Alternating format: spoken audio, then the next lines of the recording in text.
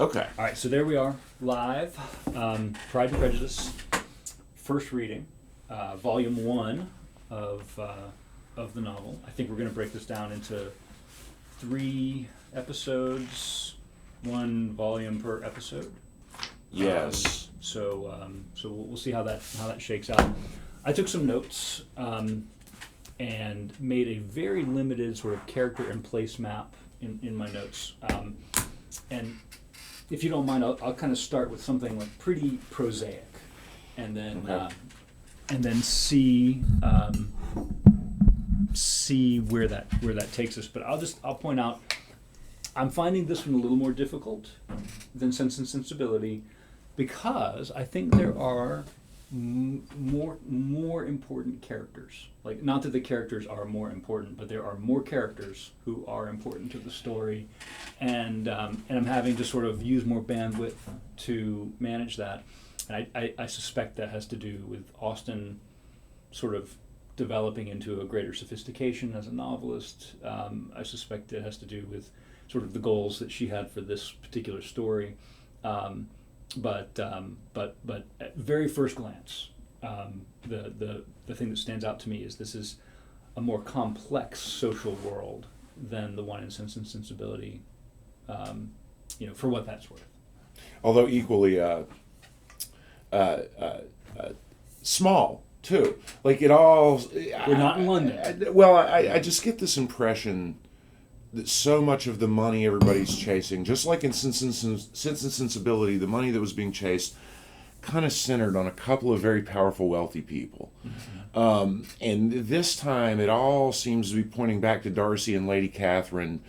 Like everybody's either employed by them or wants a piece of what they've got, or they're at the center of. I mean, it is Lady Catherine, right? The woman who hired Collins. It's or Lady something like that, yeah. But she's Darcy's aunt, right? So it's like there is this kind of like concentration. Yeah, Lady Catherine de Bourgh. Yeah. There's this concentration of wealth that, not that we're not to believe there aren't plenty of other wealthy people in England in both novels, right? But she does give you a pretty broader cast of characters this time, and yet I feel like the money's all flowing in just a couple of places. Well, and if that makes sense. Yeah, and the footnote very early on kind of points to this. I think it's the third footnote, the one on the very first page 3 of the book. Mm-hmm. Says that Bingley's £4,000 to £5,000 puts him at the very top, 0.1% of income. Yeah.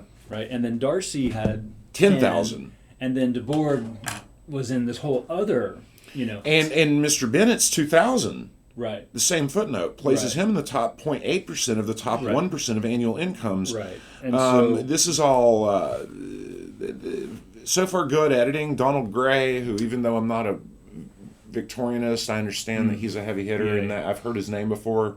And then Mary Favre. Or the editors who are putting these footnotes in these supplements. You're right, though, that it coalesces in that way. It's a rarefied world, and I think it's interesting, right, that one of the things that is really keenly depicted, I think, is the Bennets' position as a kind of lesser family in this circle. But they're better off than the Dashwoods were. Right. Yeah. They're at least now they're within this. Right. There's that entail. Well, I have something to say about that. I want to come back to that too for sure. But I just think it's interesting that everybody we've seen, with the exception of a couple of people, perhaps the soldiers and the people like that, they are the richest people in the world. Yet they are sort of constantly concerned with what is the word? Consequence. With their consequence. Yeah. With their particular hierarchy. Somebody. It might even be Charlotte Lucas. It might be Sister Mary. One of them tells Elizabeth, okay, I know that you're feeling Wickham right now, but Darcy is of so much more consequence. So be careful how you. I think it's Jane who tells her. Yeah, yes. And so, Jane's 27. I actually had a chart that I've printed off, and I didn't even bring it, of how old everybody is. But I remember that Jane's 27, Elizabeth is 20. No. Charlotte Lucas is 27. Yes. Elizabeth is 20, and Jane is like 23. Right. And that's partly why Charlotte is so pragmatic about Colin. Yeah, and Lydia, the youngest, is like 15. Right, and Kitty and all the others. Kitty and Mary they're teenagers too, so yeah. Yeah, who are hoping that a double wedding with their older sisters will get them on the market a little sooner in that way. And there's an interesting dynamic, I think, obviously the whole orbit of this book is around the Bennet family.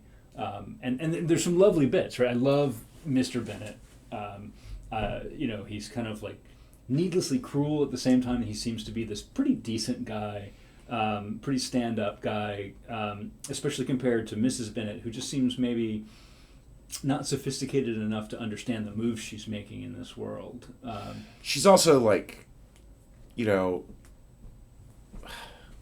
lot of us and our own mothers, the constant far be it from me to ever complain. Yes. Even as that's all she's doing. Right. Now, it does not mean that she does not have legit things to complain about at times. Right. It is just to say that, at some point, it's like everybody recognizes, the stereotype is like the Jewish mother, like Howard Wolowitz's mother in Big Bang.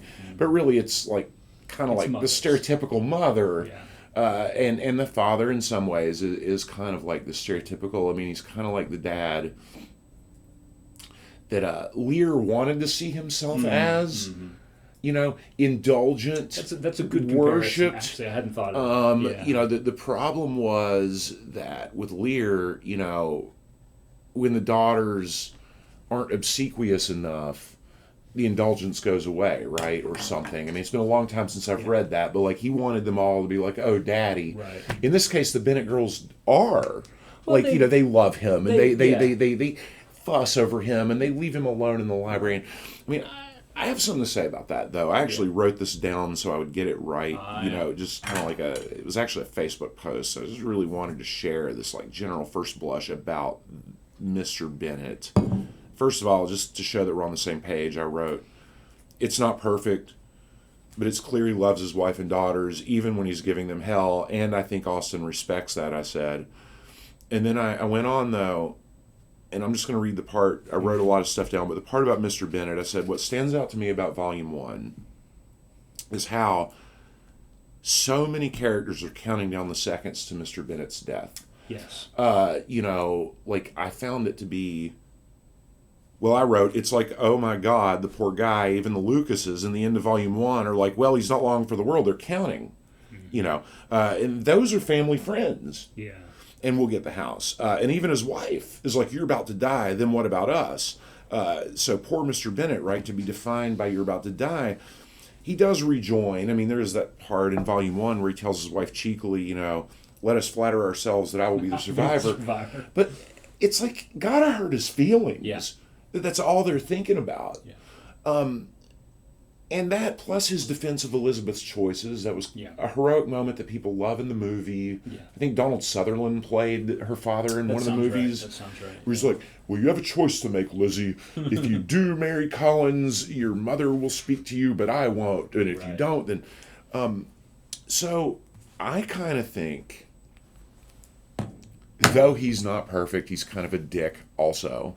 And it may be that he's been too lax in looking out for the family. It might be that some of these problems he brought on himself by just chilling in the library and not giving a damn. But for all that, he's kind of the hero of Volume 1 in my mind. Elizabeth is still very quick, to just be like, you can give her information. Maybe it's a lie. Maybe it's not. But she'll just get information and be like, you're a dick. Like immediate. Mm-hmm. Right? Mm-hmm. Then Jane is over here trying to make it out like everybody's good, which also makes her seem a little... Collins is an asshole. Darcy's afraid to have feelings for Elizabeth because she's beneath him. unlike Sense and Sensibility, and I get why people love Lizzie. I mean, she's pretty, she's young, she's clever, she's defiant. It's the kind of women that you love in literature. But like, give me Eleanor or even Marianne 9 times a Sunday so far in terms of like better people, I would say, so far. I mean, I think these characters are dynamic, and we're going to learn to love Darcy, and we're going to learn to love Lizzie. But right now, I see a lot of like just judging and capricious cruelty and, you know, selfishness dominating volume 1, you know, surrounding this business of money. Yeah. Well, I think certainly, and I think, you know, we're relatively early into this project, but I think we're going to have versions of this conversation for every book we read. Yeah. From her, I suspect. Yeah. And so I absolutely, I think this I think one of the things that we're seeing is Austen's kind of deep discomfort, and this kind of relates back to some things we were talking earlier. Her deep discomfort with the foundation of this society. Mm-hmm. You know, the way that this gerontocracy seems to sort of, you know, in Sense and Sensibility, it was this sort of matriarchal gerontocracy where all these rich widows were basically, you know, telling the 20-year-old men, you know, who to marry or who not to marry, and holding all this money ransom in the meantime.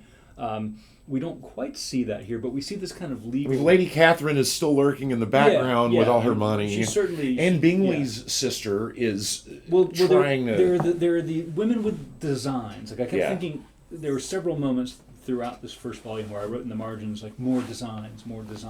Yeah. And you know, but you know, I doubt she would quite put it this way, but I think, you know, one of the things that Elizabeth Bennet in particular would say, because I think something sets her apart from the rest of her family, and I'll say what in a second, but just to frame it, I think that this is a world where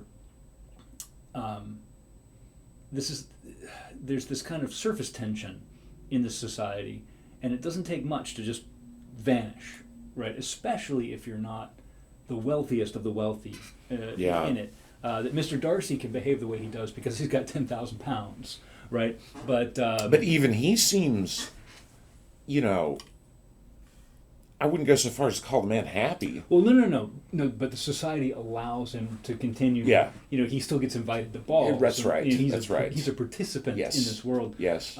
In a way that, say, like William Collins will not be. That's why Collins keeps having to say, "Hey, I'm clergy. That has dignity." Right, and you know, and you know, a lesson that my father told me a long time ago when I was very little was like, if you have to argue with somebody about your value, you've already lost, right? And that's his deal all the way around. It is, and on top of it, he's just wrong about his value. Right? Yeah. He's just not as cool as he thinks he is.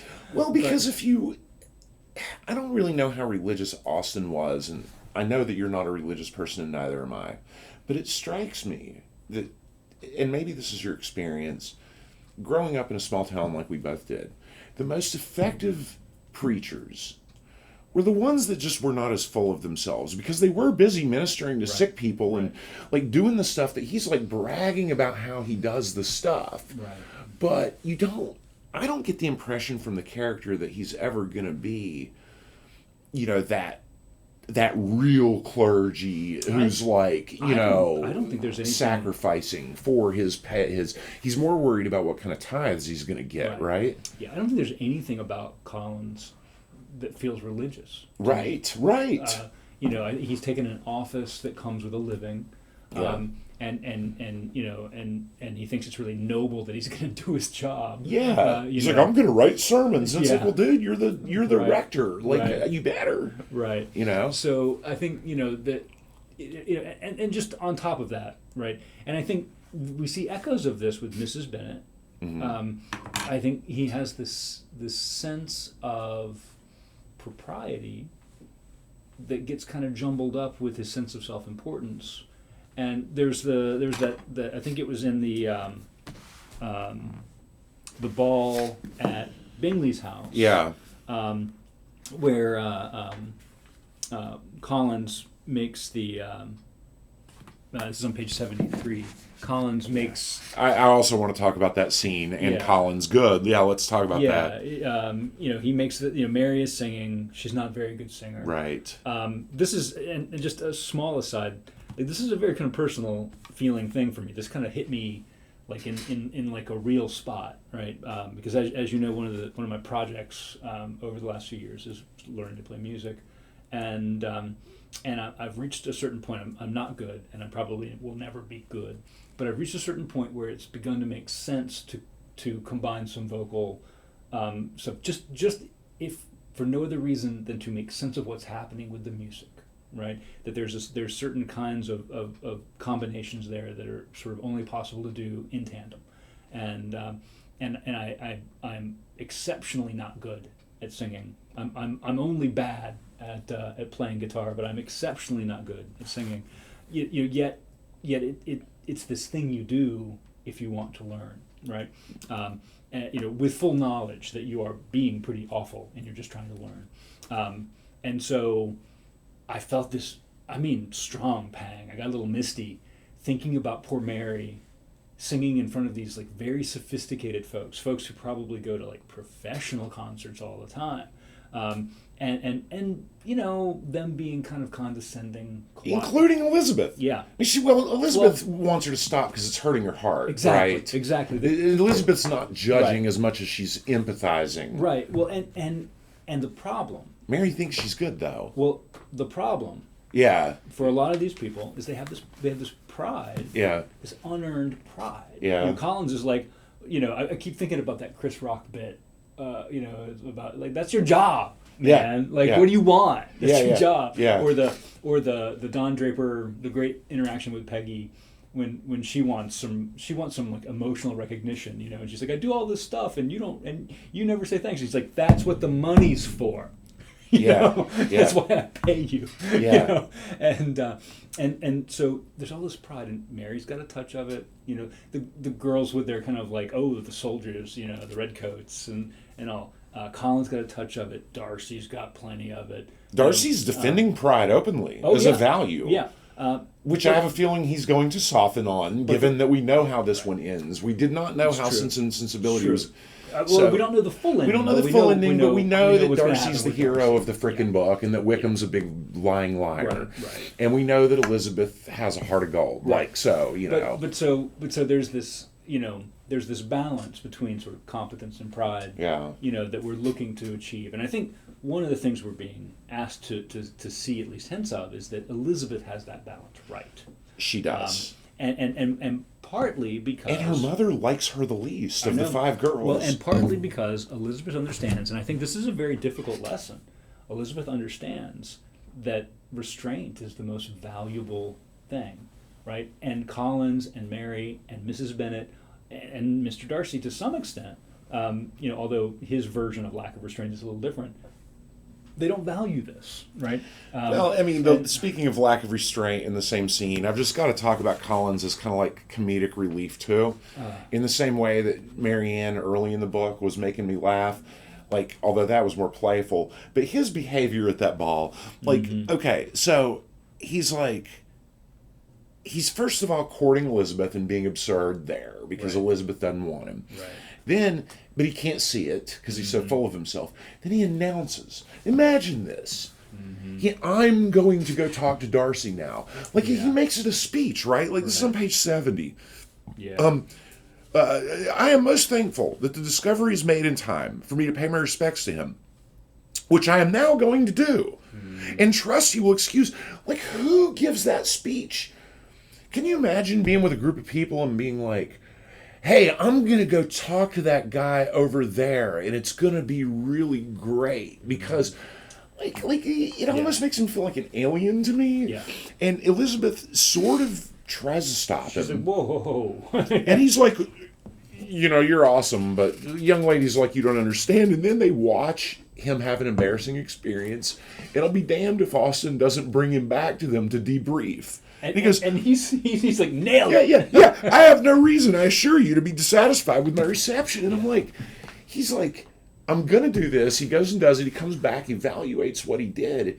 And I'm like, it kind of feels like a faculty member writing your own fifth. Yeah. You know, like Yeah. faculty information form where we evaluate ourselves every year. And it's like, geez, Yeah. I kind of felt bad for him in the same way I felt for. I was like, you really look like a fool. I mean, yeah. I mean, this whole section at this ball, and I'm blanking on the name. It's like at the hearse, or it's either the Bingley's house or the hearse. it's the Bingley house. It's Okay. It starts with an N, but I can't remember. Netherford. Netherford, yeah. Okay. And because this is the ball that was promised. Like there's this neat, there's this neat kind of narrative kind of symmetry here. That this is the ball promised on like page 3 that kind of wraps up That's volume right. 1, or at least begins the process of wrapping up volume 1. Yes. And so it really, this whole scene, it just felt to me like something out of the Beverly Hillbillies.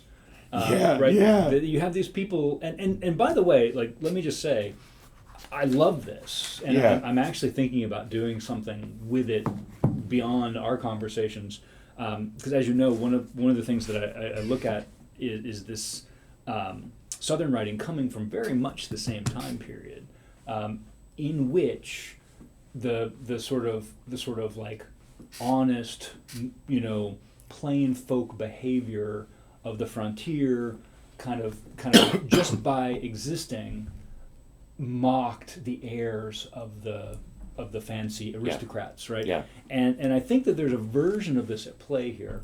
I think that it's more complicated, right? I think Elizabeth would be the kind of honest, plain folk, right? While on either side of the kind of economic spectrum, we have her mother and Collins and Darcy putting on the airs. Yeah. But it's so painful, right? Because here's Mary, Collins has this conversation with Darcy, and he's like, "Oh, nailed it," right? And then Mary gets up to sing, and Mary's too young. She doesn't know. She doesn't have sense. Yeah.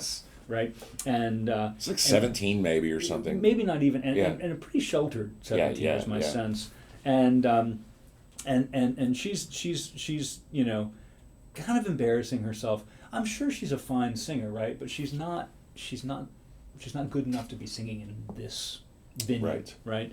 And she needs to know that. If she doesn't know that, and her father tries to save her, right? He tries to say like, "Oh, let somebody else have a turn," And we see at the top of 73, Mary, though pretending not to hear, was somewhat disconcerted. And Elizabeth, sorry for her and sorry for her father's speech, was afraid her anxiety had done no good.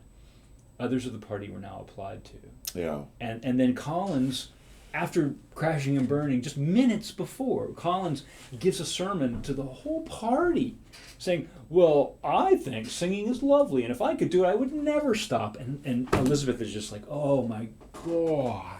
And she goes. Well, he turns it into how he writes sermons, and Right. he's, and how I don't have time to be a musician though because I'm a man of because God. I'm important, but I would, Yeah, but yeah, I yeah, would. yeah. And along the way, of course, is encouraging Mary in this excess that she really shouldn't. Yeah. And then the line that kind of really drew me like all the way in here is at the end of 73, that last paragraph.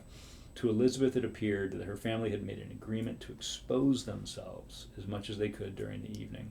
It would have been impossible for them to play their parts with more spirit or finer success, and happy did she think it for Bingley and her sister that some of the exhibition had escaped his notice. So she is in this, I mean, I don't know how this works for you, but I've had similar moments where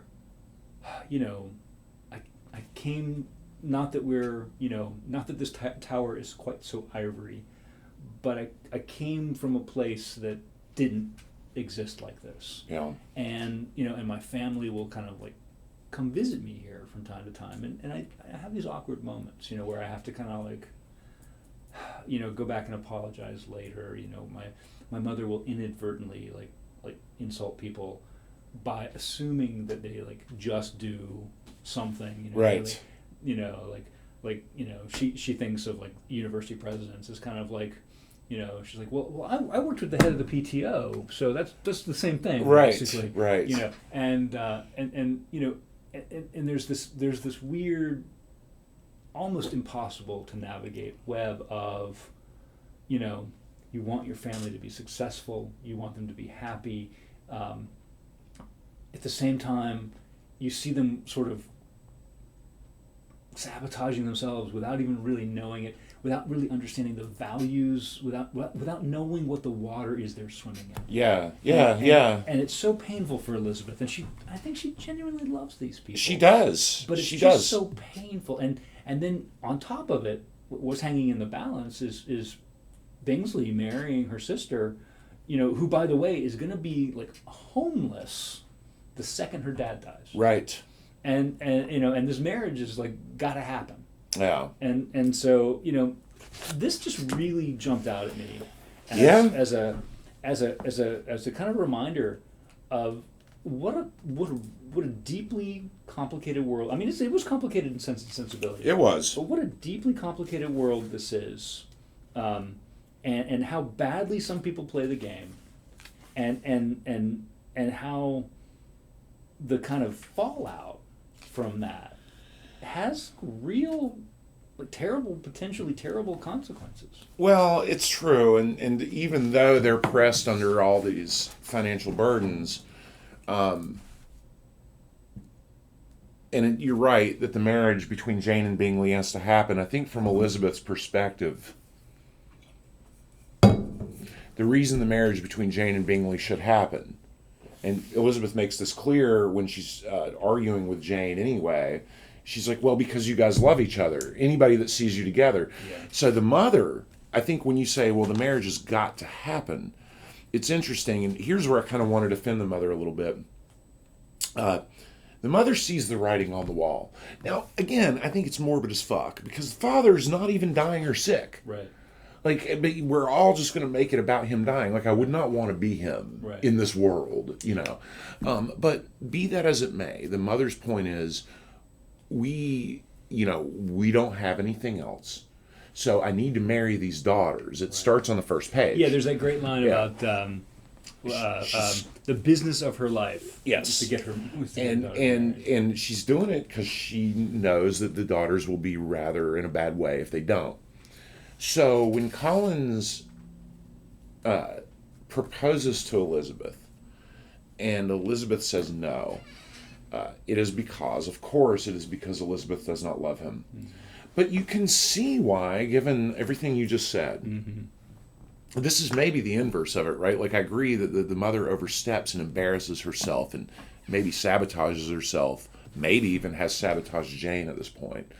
But on the other hand, here's Elizabeth in a kind of an act of sabotage from the mother's perspective, saying no to this man who can provide her with stability and security. I mean, this is the big win for Elizabeth. Yes. For Charlotte. In Sense and Sensibility. Oh, right. Not Elizabeth. Eleanor. Eleanor. This is the big win for Eleanor. Is getting to marry a guy in this exact position. And maybe not even as good a version. Not as good a version. Yeah. And so the mother has a point. Yeah. But what I think makes this interesting is that in the background, going back to your earlier comment, is Austen being critical of such a world where the mother would be right. She it's not right. Like it's Austen wishing that people didn't suck. Mm-hmm. And I think what we're seeing is Austen wish casting by giving Elizabeth to Darcy in the end. The man with, not only is he 10,000 pounds, but he's also good looking, and he's good. It's going to turn out that he's been honest all along and decent, and so Elizabeth and he's interesting, really, and he's not full of himself the same way. Elizabeth's going to get it all, but from the mother's perspective, that would be ridiculous to expect somebody of Elizabeth's. Because even now, Darcy's trying to avoid liking her for the very reasons the mother knows. Right. Yeah. I don't know if I'm repeating myself or not. I'm just feeling like the book is dark in this way. No, I think that the mother has a point is dark. I think we're totally in agreement that one of the things that really stands out, at least in Volume 1, is this dissatisfaction, right? And one of the ways that it stands out to me is Austen really puts her thumb on the scale, right? She could have made this trickier. She could have made Collins a decent guy who was just poor. Right. He could have been boring you know, Boring, but with a rectory. right. The real problem with Collins is he is unbearable. Right. Being Like- married to him like- would suck. you would genuinely want to throw yourself off a bridge. Except right? for Charlotte is like, well, I don't really care about marriage Right. anyway. I just Right. want Yeah. a house. And one has to kind of respect that, right? Yeah. I mean, I think Charlotte is doing this version of like, I've been hungry, yo. Sort of like Lucy in a little. Sense and Sensibility. Like, Yeah, I think there's this kind of touch of, you know, I could stand to have a roof over my head. yeah, get out of my parents' house. You know, and you know, and we see there's a little bit of it in Mr. Bennett's speech about, you know, happiness in marriage is an accident. Yeah. You know, in that sense, and I think that Austen is kind of harumphing this as much as she can Mm-hmm. in, you know, within this world, and so, you know, yeah, and she's shaping it, I think, for this eventual triumph. But I think she needs us to understand before we get to that triumph that even though Elizabeth Bennet catches a win, it's still within this really crooked game. It could have easily gone bad for all of them. Yeah, yeah, I mean, Volume 1 is a big warning of that. yeah. That it's going to take some luck.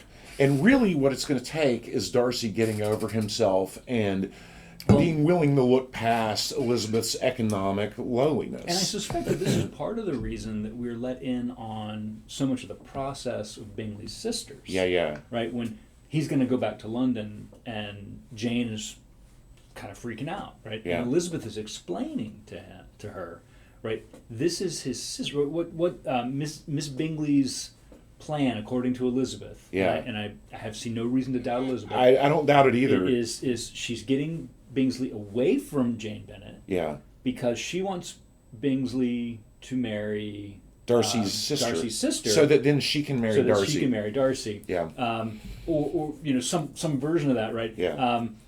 So And then they're all going to inherit Lady Catherine's money on top of the money Darcy already has, and Right. now they're going to basically Right. run the damn joint. right. This is you know PepsiCo, you know, marrying, you know, Tesla, or, Right. You know, whatever. Right. So that Shell Oil can marry, you Yeah. know, whatever. So yeah, and I think we're let in on that game, right? And it's no coincidence, right, that Miss Bingsley is playing it, right? Her brother's just kind of like, oh, she's pretty, you know. I mean, he's a little more aware than that, but there's this sense that he doesn't have to play the game, right? He's got all the pieces already, and it's just a matter of sort of like settling on a decision. And sort of Collins is interesting that way, right? He says the quiet part out loud. He's like, "Well, I've come here this week, 7 days. I've come here this week to marry one of your daughters." Yeah.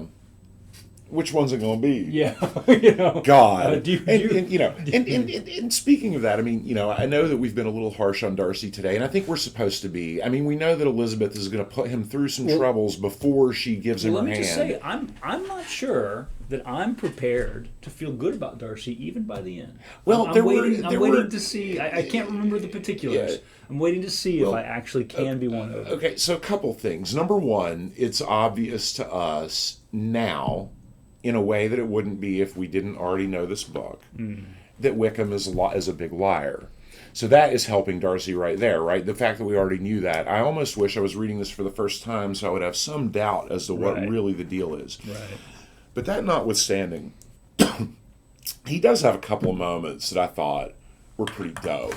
For example, on page 41, when they're all hanging out at Bingsley's, and Miss Bingley comes up with the idea of her and Elizabeth just walking around the room, which is really weird, right? Like, maybe it's a bigger room than I'm imagining, Right. but I'm like, really, you're going to go for a walk in the den, like 10 feet by 12. I mean, I don't know. I guess it's bigger than that, but whatever. They're going to walk, and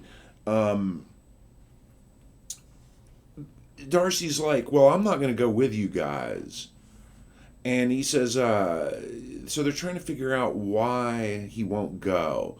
He was as much awake, Austen writes on 41, to the novelty of attention in that quarter as Elizabeth could be, and unconsciously closed his book. He was directly invited to join the party, but he declined that, observing that he could imagine but two motives for their choosing to walk up and down the room together, with either of which motives his joining them would interfere. What could he mean? She was dying to know what could be his meaning. This is Bingley trying to tease him, right? Do you understand? She asks Elizabeth. Not at all, says Elizabeth, but depend on it, he means to be severe on us, and our surest way of disappointing him will be to ask him nothing about it. Mrs. Bingley, however, couldn't. So she's like, explain yourself. And what he says is rock solid hilarious. And true. Has the benefit of being true. He says, well, I have not the smallest objection to explaining them, said he, as soon as she allowed him to speak. You either choose this method of passing the evening because you are in each other's confidence and have secret affairs to discuss, or because you are conscious that your figures appear to the greater advantage when walking. If the first, I should be in your way. If the second, I can admire you much better if I sit by the fire. And I'm like, oh, that was smooth. You know, he's like, I know y'all either have something to talk about, or you want me to watch you walk. So I'm going to sit here and watch you walk. And Bingley's like, oh, shocking. I never heard anything so abominable. And it's like, no, you like it. And even Elizabeth liked it because it was funny. And he can do that. There's a Matthew McConaughey. Like these, kind of smooth, like, I just sit here and watch you walk. It's one of the only two reasons there could be for you walking anyway. No, it's true, right? I think he tells the truth to a fault, and sometimes it's funny is one of his attributes. I think that's what he tells himself. I think unfortunately the truth that he often tells, regardless of the words he's using, is I am superior to you. In this way that he just simply can't back up. In part because he says it. Right. And it's kind of like what we were saying about Collins. When you're telling someone how valuable you are. So I don't remember it well enough to remember what might win me over to Darcy by the end. I am predisposed at the moment to accept the ending I know is coming, but and accept that it makes sense in this particular world. But I'm also like utterly prepared to just not be on team anybody but Elizabeth Bennet. I think part of what's going to happen, and I don't mind spoiling. I mean, if anybody's watching this video, they probably know this novel better than any of Austen's other novels. Everybody knows how it's going to end. I think it's okay that we're talking about this. I think one of the things that's going to help Darcy's case with you is that we already know he's going to propose to her once and get shot down. He's going to be humbled by the person you just said, your team. Like, she's going to humble him in a pretty basic way before he can get the girl. So my hope is that, he becomes a dynamic character after thinking, well, first I called her just tolerable. Now I'm going to ask her to marry me. Of course she's going to say yes because I'm the shit. And Elizabeth telling him no maybe will affect some kind of that's going to make him more likable to us too. So we'll see about that.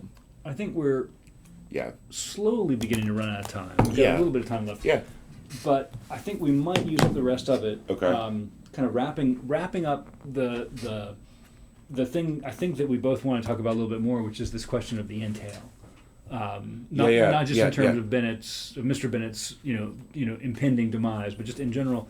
And I think the novel asks us to think about this kind of heavily on page 90, because I've been so wrapped up in Collins' bad behavior and my just general dislike of his kind of. He reminds me of who's the Puritan butler in the Shakespeare. Is it Malvolio? Who's the butler who everybody hates because he's so superior? I can't remember. But it rings a vague bell, but I don't. But I got so wrapped up in that I forgot he's going to inherit this house. Right, and we're reminded of it right at the end of Volume 1, just before the end of Volume 1. This is a big part of why Charlotte Lucas marries him. Right. Yeah. And so page 90, right at the end of what was this be chapter 22, I think. The strangeness of Mr. Collins' making 2 offers of marriage within 3 days was nothing in comparison of his now being accepted. She had always felt that Charlotte's opinion of matrimony was not exactly like her own, but she could not have supposed it possible that when called into action she would have sacrificed every better feeling to worldly advantage. So Elizabeth's having this moment, right, where she's kind of like, wow, I did not understand this person who was my best friend. Yeah. Right? Charlotte, the wife of Mr. Collins, was a most humiliating picture, and to the pang of a friend disgracing herself and sunk in her esteem was added the distressing conviction that it was impossible for that friend to be tolerably happy in the lot she had chosen.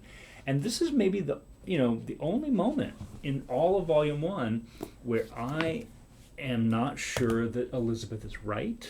Yeah. And I can only think that part of it has to do with the weirdness that Charlotte is going to kick them out of their house. Well, the mother is like just like outraged. She's like, Charlotte's going to put us out. Yeah.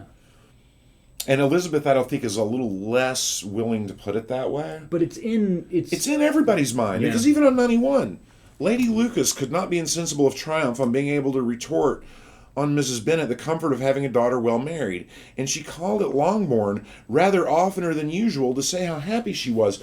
So that there is this point of, because I'm going to get this house, I'm going to start visiting it more. Mm-hmm. Yeah, and it's she's like measuring the drapes. Yes, and then like that line. I mean, where is it? It's on page 88. Just brutal. The whole family were properly overjoyed. The younger girls formed hopes of coming out a year sooner. Charlotte was tolerably composed. Mr. Collins, blah, blah, blah. But where is it? Lady Lucas, bottom of 87. Lady Lucas began directly to calculate, with more interest than the matter had ever excited before, how many years longer Mr. Bennet was to live. And Sir William gave it as his decided opinion that whenever Mr. Collins should be in possession of the Longbourn estate. So they definitely, like, Mrs. Bennet is right. Yeah. They are now thinking of, we can't wait to kick them out. Right. Like, it's not a unsubstantiated paranoia. Right. Not only that, but it's got to feel like Mrs. Lucas is telegraphing that by visiting more, like you said, measuring the drapes. So yeah, I think Charlotte, I think, is less horrid in this way, but it is true that it's going to be Charlotte's house, and Charlotte's not exactly sorry about this. And I think, within the framework of this world, Charlotte is not entirely wrong to say, like, hey, this is the price. He proposed to you. So this is the price of living in this house. Yeah. You didn't want to pay it. I will. Right. And so it's a really interesting moment, and I'm going to have to do some more research. I mean, I know what an entail is. Yeah. In its essential. They explain it in some footnotes. Yeah, but I want to do some more research about the conditions, because I assume there must have been some kind of legal restraints on these, but at no point, like, especially for all of Mrs. Bennet's complaints, at no point does anyone ever explain how this entail came to be. I mean, Mr. Bennet seems to not have been the one who. No. Who. So how old is this thing? How how many generations of Bennets has this wrecked? Or I suppose they wouldn't all be Bennets. Women. It would be women that it wrecked, right? Like, it's got to go to a man. Yeah. I think the entail is dependent on a man always owning the house. Right? Like, the entail doesn't have to be that. Right? The entail is just an instrument that affects the future of a property. But this particular entail names that it has to be male heir, and I'm really intrigued, right? Because which wasn't that kind of how Sense and Sensibility worked, I think it wasn't situated quite the same way. Okay. I think that the brother, as the elder son, was just going to get it. Right. Right. It was just basic primogeniture stuff. Right. But in this case, like if we could imagine a version of Sense and Sensibility where the brother had never been born. Yeah. Then we don't know. I mean, some cousin somewhere gets it. That would be or the daughters, or the wife could keep it and then somehow sell it or whatever. Yeah. I don't know. Yeah. But this entail, this is a really interesting thing, and I've been thinking about this kind of stuff a lot lately. partly just because of the situation our own world is in. Mm. But this way that, like, I mean, a gerontocracy is one thing, but this is literally like a dead person reaching out from the grave, messing with the Bennett girls, you know, and it's Is it Mrs. Bennett or another character? Somebody at some point is like, why didn't you fight this? Oh, no. It's Elizabeth asking why Wickham didn't use a lawyer to fight Darcy. So I'm confusing. Yeah, But there Mrs. was no Bennet, way to stop this dead hand right. that you're talking about. But It's concrete law. Right, but Mrs. Bennett is definitely, like, not short of, vocal remonstration about, how could this be? And she's right. Right, yeah. And it's just fascinating to me that we have this world that already requires kind of a certain kind of ruthlessness around matrimony, just so that women can live in whatever custom, right? Although it's also interesting to me, right? I tend to think of these women as kind of victims of the system or whatever, but it's not like they couldn't go get jobs like anybody else. Yeah, I mean, I'm reminded of 100 years later when Wharton is writing. Yeah. And, the truth is that for all it's a Lily Bart that falls to the position of hat maker. Right. And it's like... And it can't even really do that. And dies. Right. Literally dies. Right. Because, it drives her into a morphine addiction. And I'm like, well, damn, and I get it. Like, I get it, but, like, I just, I have... a limited sympathetic range to also cry for people who fell from high, and now have to work, even if they're women. I mean, that is true. I would say they're victims, though, in as much as, unlike in the Horton, well, okay, I'll be fair, like in the Horton situation, the ability to really get it, like, they look down on men who work in this world. But men do work, and they live in Cheapside, London, and they probably have fun and have barbecues and drink beer, and they probably don't really care what Lady Catherine thinks all that much, as they're being lawyers and bakers and stuff. Right. But you just wonder if those same kinds of jobs are available to women in 1812. Certainly not. It's probably like seamstress until your fingers fall off kind of stuff. I just mean like look, I'm on Elizabeth Bennet's side. I know you are, But I also, there's this sort of Bernie Sanders voice in the back of my head. It's like, well, why don't you go get a job on the docks? Well, we're playing. I think he's playing this violin for an upper crust kind of people that makes the connection you're making with the turn of the century, turn of the 20th century Southern lit as well. And late 19th century Southern lit. I mean. Well, it's very Gilded Age feeling. The Wharton connection is a good one. It is, but even like, I mean, with Faulkner, like, how I like to talk about the Snopeses. I find them so interesting because everybody always gets so caught up in like the grandness of the Compson family and these old grandfathers that used to be in the war, and now what will become of his legacy. And you just feel like Faulkner's playing this giant violin, and there's a part of you that's like, who gives a damn? And it's kind of refreshing to meet the Snopeses, and they're just like, listen, like, I don't know what all this tragedy is about. I just know that I'm going to sell you this horse, and good luck riding. Yeah, good luck riding it, and I'm going to be on my way, hanging out with it. So it is some violin that sometimes is the world's smallest in both books that we've read. At the same time, it's not that Elizabeth is not trained and educated, right? She's just not trained in this way that can monetize much besides marriage. Well, women weren't taught to be anything. She went to a different kind of school. They weren't taught to be anything. In Austen's world, these women are being raised to be fun, enjoyable wives. Right. They're not being raised to take care of themselves in the way that we were. Right. And there's that horror. Is it Mr. Collins who praises the dinner and asks which daughter cooked it? Yeah. And Mrs. Bennet is like, no, my daughters do not we have cook. A cook. Yeah, and so there's these various sides of this that are a little complicated, And as you point out, like, they have family members who are working class, who are marrying for love. Well, like the Phillips guy in town is a lawyer, and everybody's enamored with the wife. Yeah. But then maybe it's not Phillips. I think it is Phillips. We're like, oh, he's just fat and drinks port wine and hangs out with the soldiers. Yeah. And I'm like, what the fuck do you people want? Like, sometimes a man goes to work. You know, like, we can't all be Darcy, Right, you know? right. Yeah, and so, yeah, there is that, you know. And, you know, but I also understand, one gets captured in ideology. Yes. You know, one knows what one knows, and maybe even with sort of full awareness, you know, you do what you can. Did you notice that there was a little bit more reference to the monarchy in this book than there was in the first one? Yeah. There was like this business of women coming out on one of the king's properties. Right. And the one St. woman who's James, sick yeah. can't do it. Right. Darcy's daughter or the sister? the aunt's daughter. The aunt's daughter, okay, Yeah. the Lady Catherine's Right, daughter, right, right. cannot do it. And so the king was deprived. Right. And I was like, wow, we're mentioning the king now. Yeah. This is like serious shit. Yeah. There was also, I know we don't have time to find it, but there was a brief reference. Like, I was reminded of like all the backwater places in the United States where women wait for soldiers at military bases to marry them. That's Right. the stereotype. Right. And that's kind of the Bennett girls in a way. Well, But also, yeah.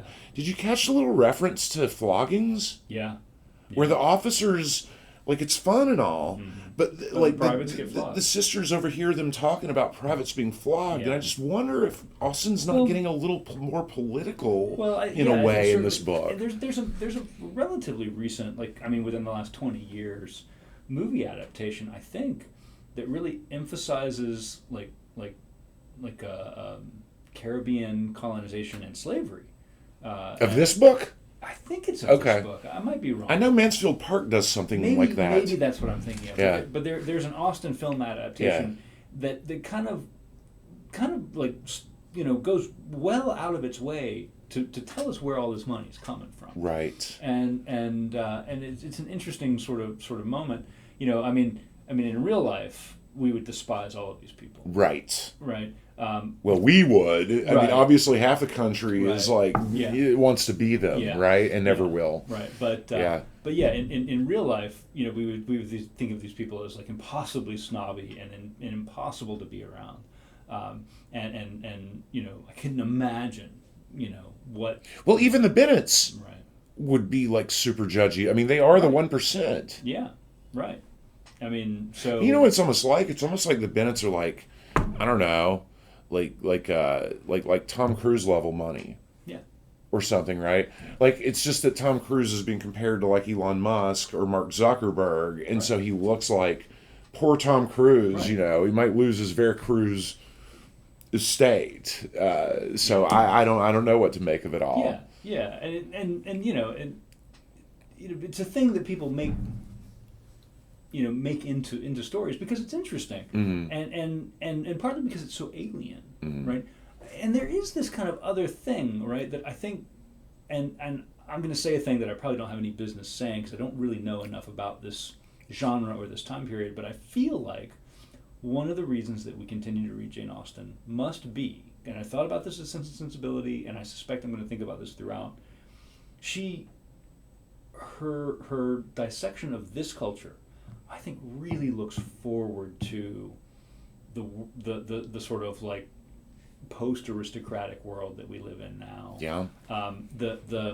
The surface tension and the complexity of interaction and the care that the subordinates had to take care in the face of superiors and vice versa, feels very similar, I think, to the kind of invisible class structures that we have in this country right now. Absolutely. And and the Gilded Age, when we were talking well, Wharton, even we're more back so. to that. I was going to say even more well, so. it's almost like yeah, it's almost as if history is not teleological. Yeah. Right? It's almost as if instead what you get is a ripple of the same stuff happening across time. Yeah.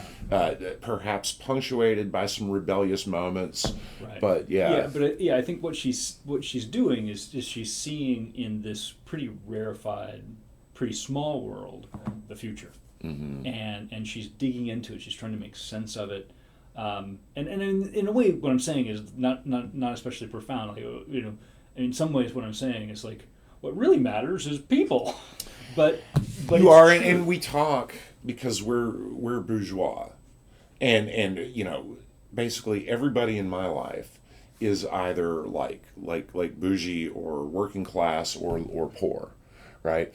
Like so it does seem like rarefied and mystical to me, but in this era, everybody knows there are whole classes and enclaves of societies in the United States and even in the more socialist progressive countries like France and Germany or whatever. It's like very normal. Like the whole positioning of marriage is probably a lot like we think of marriage in the way that like Hollywood thinks of, oh, you marry for love, right? Like you married for love, so did I, so does like most people. But like not so in a lot of big chunks of the society. The maneuverings are probably a lot more like this than my version of dating was. Right. Well, and in some places they should be so lucky. Right. In some places it's just kind of settled. Yeah. So yeah, I think there's a lot going on.